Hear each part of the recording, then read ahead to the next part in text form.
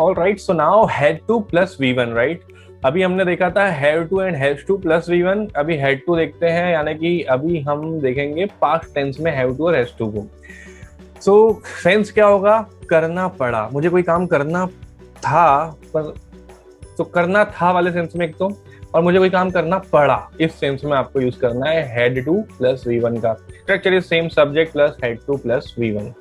Now they had to pay heavy fine because they broke the rule. उन्हें बहुत heavy fine पे करना पड़ा क्योंकि उन्होंने नियम तोड़े थे।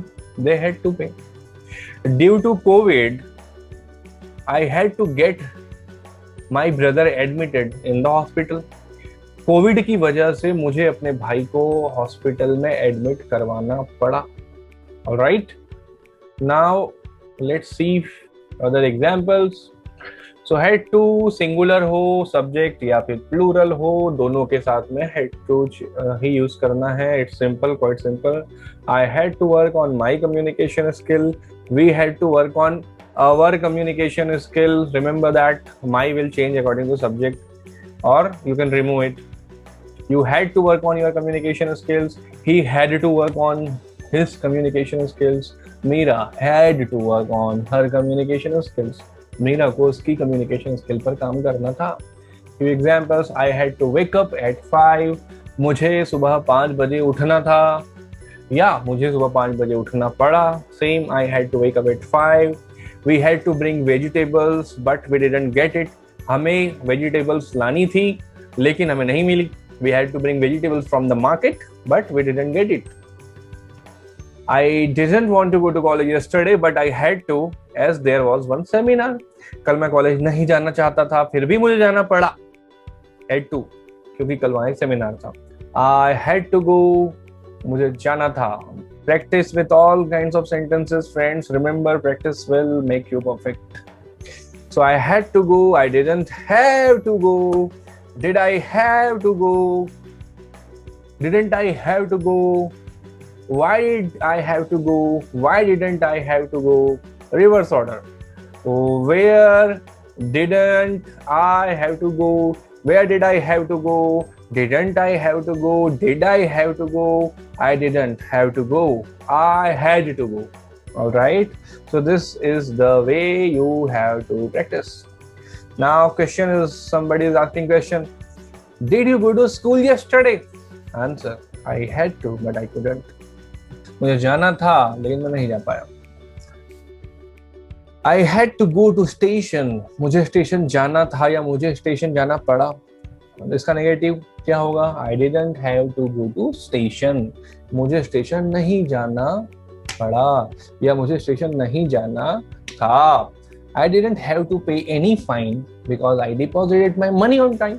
So मुझे कोई भी फाइन नहीं देना पड़ा क्योंकि मैंने अपना जो पैसा था, जो फी थी, वो टाइम पे चुका दिया था। I had to go to temple with my mom. So मुझे अपनी मॉम के साथ टेम्पल जाना था या मुझे जाना पड़ा। I had to come online but I couldn't. मुझे ऑनलाइन आना था बट मैं नहीं आ सका। So दो बातें आ रही है didn't और couldn't वाली had to के साथ में। So जब आप didn't बोलते हैं it means कि आप अपनी मर्जी से आप ये काम नहीं किया, आपने करना तो था बट नहीं किया, अपनी मर्जी से नहीं किया। जब आप couldn't बोलते हैं तो वहाँ पर कैपेसिटी की बात होती है, क्षमता की बात होती है। आप करना चाहते थे but due to some reason आप नहीं कर सके। Alright, remember this. We had to wake up early but we couldn't. हमें सुबह जल्दी उठना था लेकिन हम नहीं उठ सके। Didn't you have to appear before the director? क्या तुम्हें डायरेक्टर के सामने नहीं जाना पड़ा?